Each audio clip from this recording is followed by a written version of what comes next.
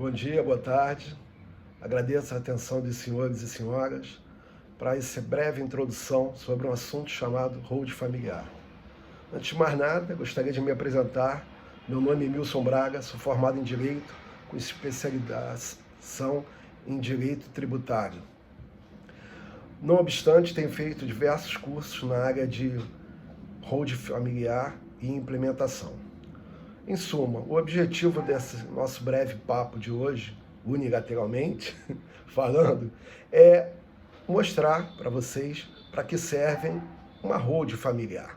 Bom, pode parecer estranho a gente já começar a falar de holding familiar sem nem mesmo conceituá-la, mas o objetivo é colocar que ela vem resolver um grande problema em que ocorre, em geral, no mercado, das pessoas que terem uma certa condição não poderem passar os diversos imóveis e aplicações para os seus familiares, seus sucessores, sem sofrer um grande impacto na forma de impostos e também na forma de proteção desse apanhado, desse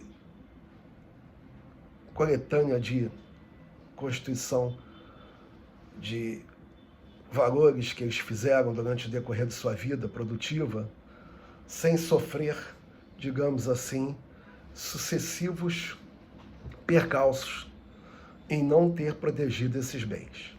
Bom, vamos agora, com detalhes, mostrar que essa proteção patrimonial, como eu já tinha introduzido, ela é não só para defender o patrimônio que essa pessoa instituiu para os seus familiares, para ela, é para proteger principalmente que no Brasil está ocorrendo um Instituto da Personalidade Jurídica que tornou-se a regra, que era para ser um instituto excepcional e vem abrangindo o patrimônio das empresas.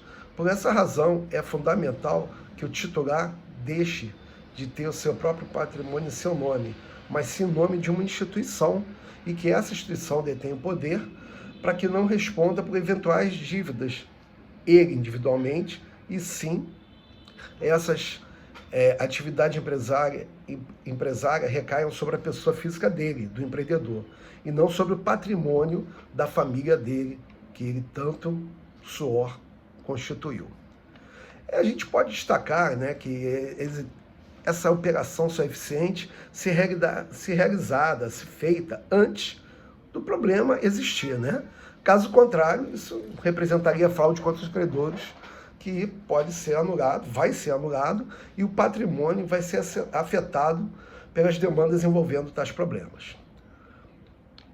Essa proteção patrimonial envolve não só o termo governança corporativa, que ganhou destaque nos últimos anos, principalmente envolvendo os escândalos de corrupção entre essas grandes companhias recentemente, com o governo federal e até com o governo estadual, em relacionamento com esses agentes do governo de uma forma escusa. Mas a comunidade jurídica tem enfrentado dificuldades, né, de uma forma de atuação efetiva nessa governança, como é que ela pode atuar nessa governança corporativa, para mostrar o expertise dela na resolução de problemas. E a holding familiar, sem dúvida nenhuma, é um extremo instrumento de governança corporativa para garantir não só os negócios da família não se submetam às variações de perfis pessoais dos seus integrantes, mas de uma forma que a família, essa empresa familiar, tem uma direção única no sentido de ser confiável e impessoal. Isso vale tanto para os produtores rurais, né, que o importante para eles no agronegócio é comprar e não vender. A ideia é que a terra, né, sofre uma grande desvalorização se for tratada como uma mera propriedade imobiliária desvinculada da atividade agropecuária. Enquanto isso, que a holding desempenha um papel de institucionalizar não apenas o patrimônio da família, mas também, no caso do agronegócio, da atividade econômica realizada por ela. Bem, profissionais liberais, a gente pode falar que há alguns anos surgiram algumas modalidades específicas de holding, né? Como a holding rural, a holding médica, mas a verdade é que elas são exatamente a mesma coisa no que dizem respeito a fazer uma holding familiar. A diferença reside no objetivo, a razão pela qual essa holding foi constituída. A holding familiar funciona, então, como um instrumento perfeito para isolar a atividade econômica do patrimônio constituído por esse profissional. A gente pode destacar diversas coisas, mas principalmente evitar, né, esse patrimônio ele vai estar isolado, mas sim graças a um sistema para proteger o profissional e seus bens pessoais, não com o objetivo de lesar terceiros. E outra coisa também é evitar a sucessão. O que quer dizer evitar a sucessão? Isso não é por último que eu estou tratando, mas não é a função menos importante da holding familiar. É para evitar que a família tenha que passar por um processo absurdo chamado inventário. Por que eu chamo de processo absurdo? Porque esse processo é feito, né, estabelecido pelo ordenamento, né, pelas leis brasileiras, para realizar a sucessão patrimonial após a morte do indivíduo, e além de criar sérias entraves nas relações humanas por questões patrimoniais, rebaixa os herdeiros na classe social. Por quê? Rebaixa os herdeiros de classe social. Porque eles vão ter um valor forte a pagar, não só com constituição de advogado e no próprio taxação desse patrimônio, para que o inventário ocorra, fora o tempo, né? Então a gente diz que, em geral, esse inventário ele vai reduzir de 15% a 40% o patrimônio da família. São casos e casos, é claro. Isso é só para dar uma ideia aos senhores e senhoras. E aí, mais uma vez, entra a holding familiar com aquele papel de manter o patrimônio da família intacto, como uma instituição que fique sob o controle daquele que hoje é dono do patrimônio e dos seus herdeiros, como veremos. No entanto, com o falecimento, com a morte desse ou dessa pessoa que vai provocar a abertura do inventário, acabou. O controle já segue, não haverá necessidade nenhuma de abrir inventário, porque os seus herdeiros vão ter controle desse patrimônio através do controle do próprio sociedade advinda da holding familiar, que não vai operar no direito civil comum, mas que podem ser usados quando passam a prestar contas dentro dessa holding familiar, passam a pertencer os bens todos a uma instituição, a própria holding familiar. Em suma, a gente agora vai ter condições, conversando mais a respeito, de tecer observações, conceitos do que é a holding familiar em si, e mais do que isso. O que é esse termo holding? É claro, é um termo em inglês, né, nos Estados Unidos e na Inglaterra, quando uma pessoa é sócia de uma empresa, ela é chamada de shareholder. Isso ocorre porque uma ação ou cota de uma empresa recebe o nome de share. Mas vamos trazer isso. O que é a palavra holder? É frequentemente essa palavra empregada para designar o ato de portar. Em detalhes, ser o portador.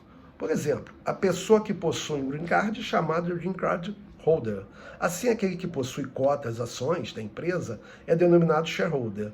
A atividade de possuir ações de uma companhia ou de participação nela é chamada essa empresa de holding. Portanto, holding é a participação societária.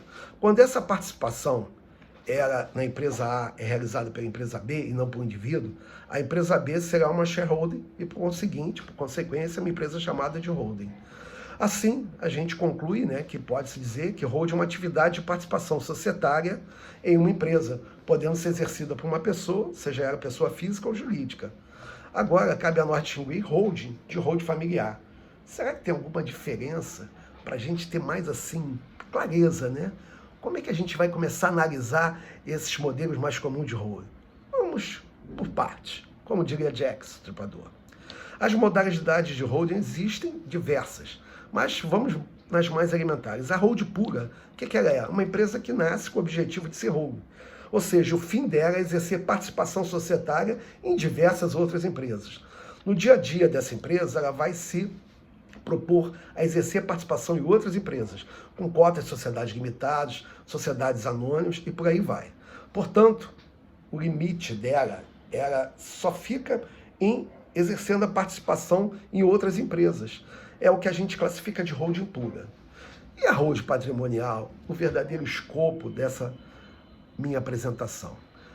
Ela é paralela, a hold. Ela é o quê? Ela é uma empresa que nasce com a finalidade também de participar de outras empresas. Mas ela tem um detalhe. Ela é utilizada não só para participar de outras empresas, mas para outros fins. Não se trata de isso ser ilícito, irregular, pois é possível atribuir a uma mesma empresa vários objetivos distintos. Em geral, isso acontece numa grande organização, patrimônio de uma família para gerar gestão de bens imóveis, por exemplo, né? Gerir bens imóveis, até a utilização da empresa em, utilização de uma empresa em atividades imobiliárias, aluguel, compra e venda de imóveis. Mas nesse momento, a gente já está diante do que a gente estabelece, não é estabelecer, a gente classifica mesmo como hold patrimonial. Tem também a hold mista, né? Que ocorre sempre no direito, temos uma modalidade mista. É uma empresa, né, que nasce com a finalidade de participação societária em outras empresas e ela exerce também a atividade de organizar e fazer a gestão de bens de uma família. Essa modalidade a gente classifica, né, como pontos da hold pura e alguns pontos também da hold familiar. Então é importante entender cada uma delas, até porque a hold familiar não apenas será uma empresa, mas também um sistema que você começa a compreender perfeitamente a partir dos próximos, digamos assim, sessões que vamos ter.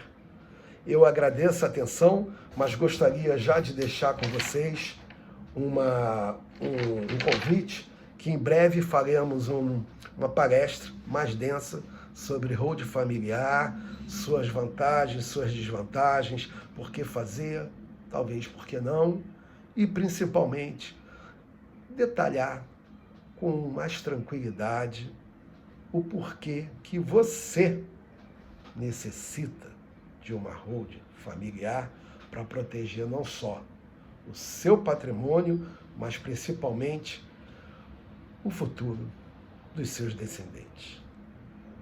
Um forte abraço. Obrigado pela atenção.